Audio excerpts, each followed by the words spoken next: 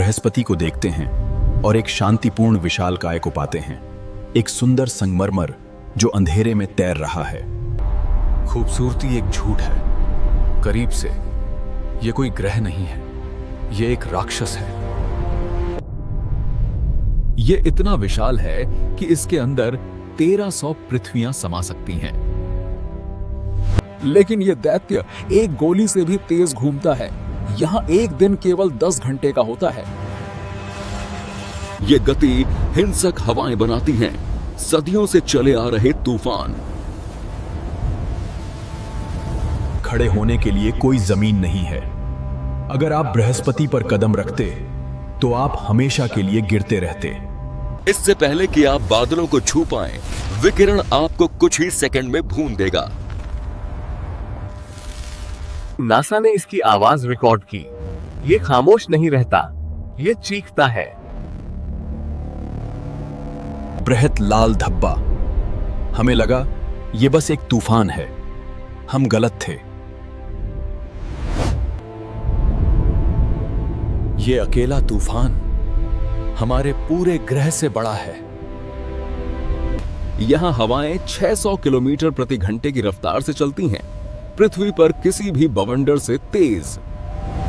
NASA ने पता लगाया कि इसकी जड़ें हैं। तूफान सैकड़ों किलोमीटर गहरा है। ये बहुत गर्म है। इसके ऊपर का वातावरण 1300 डिग्री पर जल रहा है। लेकिन राजा थक गया है। धब्बा सिकुड़ रहा है। तूफान मर रहा है। तूफान के बड़े बड़े हिस्से अलग हो रहे हैं। ये खुल रहा है। ये अन्य तूफानों को खाकर जीवित रहता है। आकाश का एक नरभक्षी। एक दिन आंख बंद हो जाएगी और बृहस्पति अंधा हो जाएगा। बृहस्पति चट्टान से नहीं बना है, ये उसी सामग्री से बना है जिससे सूर्य बना है। खगोल शास्त्री इसे असफल तारा कहते हैं। इसमें सूर्य बनने के सभी तत्व मौजूद थे। But it failed to ignite. It lacked the mass to start the fire. लेकिन ये जल नहीं पाया। इसमें आग शुरू करने के लिए पर्याप्त द्रव्यमान नहीं था। चमकने के लिए इसे 75 गुना भारी होना जरूरी था। ये कम पड़ गया।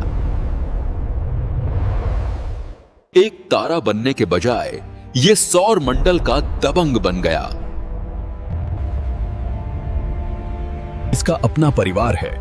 90 से ज्यादा चंद्रमा इसकी परिक्रमा करते हैं। एक प्रणाली के भीतर एक प्रणाली।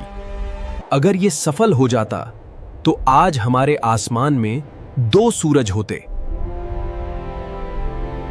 ये एक तारे के रूप में विफल रहा, लेकिन ये अभी भी एक तारे जैसा व्यवहार करता है। ये अपनी गर्मी उत्पन्न करता है। यह ग्रहों का राजा है, परंतु तारों का राजकुमार है। चलो कूदते हैं।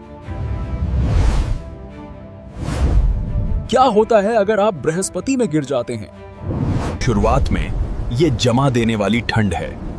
बादल अमोनिया बर्फ से बने हैं।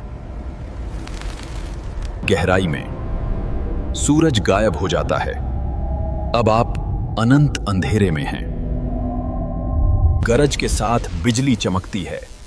यह पृथ्वी से 1000 गुना अधिक शक्तिशाली है। दबाव बढ़ रहा है। ऐसा लगता है जैसे आपके अंगूठे पर कोई हाथी खड़ा हो। कोई सतही छींटाकशी नहीं है। गैस बस गाढ़ी हो जाती है, सूप की तरह। कुछ सिद्धांत कहते हैं कि यहां कार्बन हीरे में बदल जाता है। यह लावा से भी ज्यादा गर्म है। तुम्हें एक ही वक्त पर कुचला और जलाया जा रहा है। इस गहराई में कुछ भी मानवीय नहीं बच सकता, पर सफर अभी खत्म नहीं हुआ है। गहराई में हाइड्रोजन बदल जाता है। ये एक तरल धातु बन जाता है। दबाव इतना ज्यादा है कि यह इलेक्ट्रॉनों को परमाणुओं से निचोड़ देता है। यह बिजली का संचालन करता है। बिजली के धातु का एक विशाल घूमता हुआ महासागर। ये महासागर ही इंजन है। ये ग्रह की चुंबकीय ढाल बनाता है। ये सौर मंडल का सबसे बड़ा महासागर है, लेकिन पानी का नहीं, ईंधन का। क्या केंद्र में कोई चट्टान है? जूनो कहता है शायद, लेकिन ये घुल रहा है।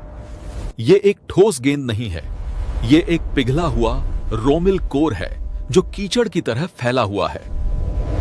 केंद्र 24,000 डिग्री है, सूरज की सतह से भी ज्यादा गर्म। एक बार जब आप प्रवेश करते हैं तो आप हमेशा के लिए ग्रह का हिस्सा बन जाते हैं। बृहस्पति हमारी ढाल है। इसका गुरुत्वाकर्षण उन क्षुद्र ग्रहों को खींच लेता है जो पृथ्वी से टकरा सकते हैं। हमने इसे 1994 में होते देखा। इसने हमारे लिए गोली ले ली। पर कभी कभी ये हम पर पत्थर भी फेंकता है। ये एक खतरनाक दोस्त है। इसकी चुंबकीय पूंछ इतनी विशाल है कि ये शनि तक पहुंच जाती है। ये एक दैत्य है। विकिरण सुंदर विद्युत औरोरस बनाता है।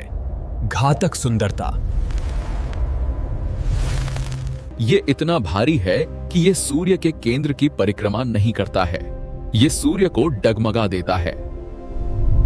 वो ग्रह नरक है, लेकिन उसका चंद्रमा यूरोपा अपने महासागरों में जीवन छिपा सकता है। और आयो, आग और ज्वालामुखियों की निरंतर दुनिया। ये एक असफल तारा है, तूफानों का पीछा करने वाला, एक रक्षक और एक विनाशक। हमने बादलों को ही खंगाला है। मुख्य भाग एक रहस्य बना हुआ है। बृहस्पति को देखना हमें सिखाता है कि हमारी पृथ्वी कितनी नाजुक है। हमारे जाने के बाद भी तूफानों का कहर जारी रहेगा। देवताओं के राजा के नाम पर रखा गया। यह नाम बिल्कुल उपयुक्त है। अंधेरे में एक भयावह सुंदर दानव। अंतरिक्ष कल्पना से भी अजीब है। अगर आपको यह डीप डाइव पसंद आया तो लाइक करें और अगली यात्रा के लिए सब्सक्राइब करें। क्या आप बादलों में उड़ने की हिम्मत करेंगे, या पृथ्वी ही काफी सुरक्षित है? शनि अपने ताज के लिए प्रसिद्ध है, लेकिन बृहस्पति राजा के पास कोई आभूषण नहीं था। सदियों तक हमने सोचा था कि यह वलयहीन है, जब तक वोयाजर। अब जेम्स वेब ने हमें सच दिखाया है। राजा सच में ताज पहनता है। यह सिर्फ एक भूत है।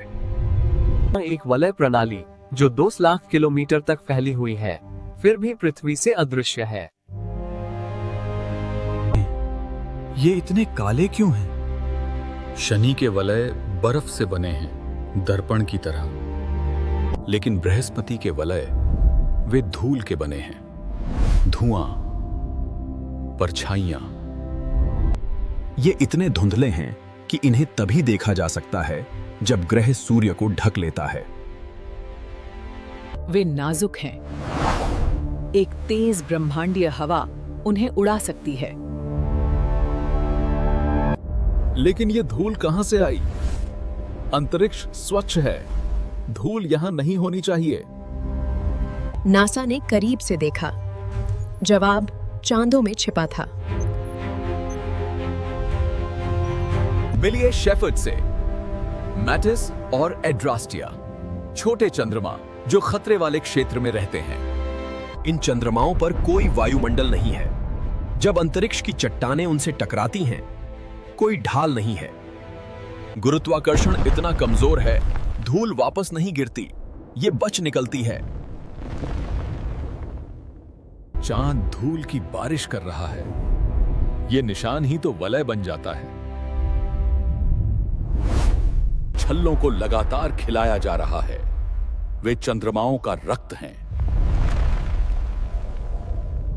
मुख्य वलय मेटिस और एड्रास्टिया चंद्रमाओं से आता है।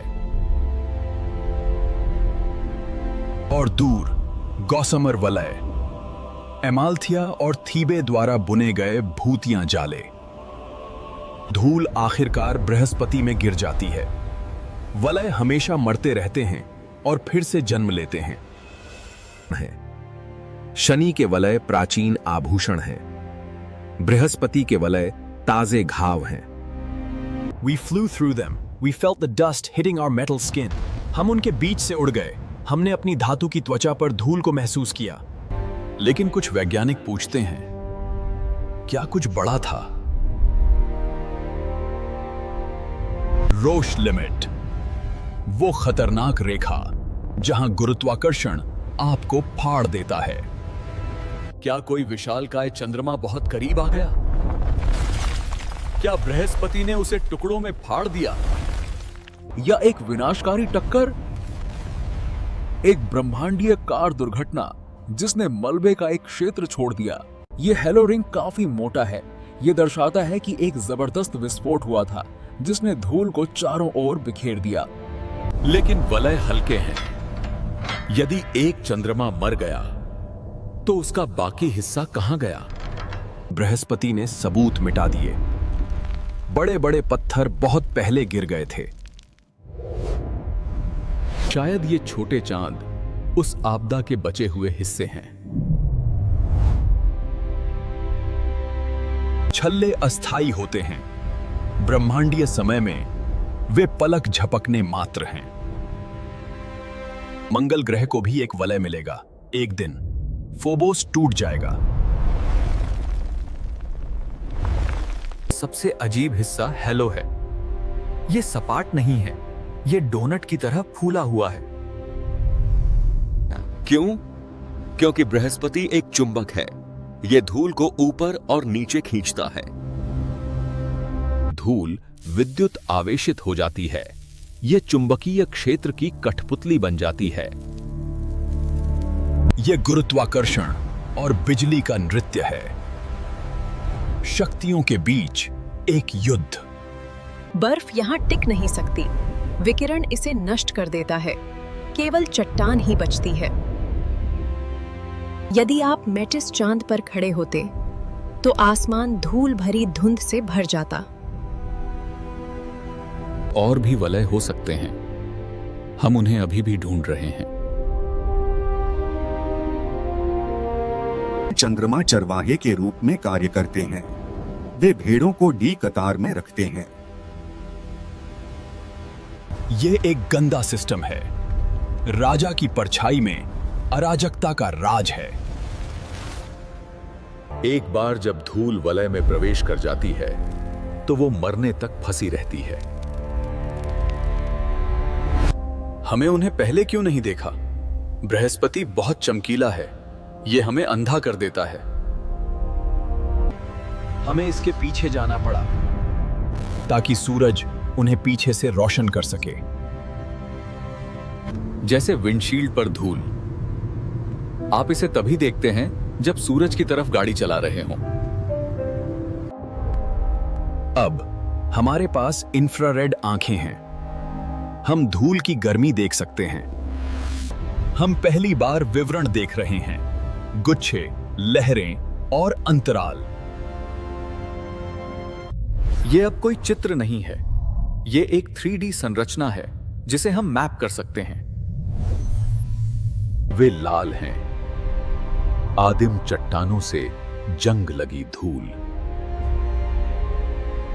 वे अत्यधिक तेज गति से परिक्रमा करते हैं, ग्रह के साथ तालमेल बिठाते हुए। एक दिन हम इस धूल को पकड़ सकते हैं। इसमें चंद्रमाओं के रहस्य छिपे हैं। हम जानते हैं कि वे क्या हैं, लेकिन जिस सटीक हिंसा ने उन्हें बनाया, अभी भी एक अनुमान है। सभी विशाल ग्रहों के पास वलय होते हैं, लेकिन बृहस्पति के सबसे शर्मीले हैं। सबसे बड़े ग्रह के पास सबसे छोटे वलय हैं, एक लौकिक विरोधाभास। याद रखना, वहां धूल का हर एक कण कभी एक चांद का हिस्सा था। ये धूल की एक नदी है, हमेशा बहती रहती है, कभी एक जैसी नहीं होती।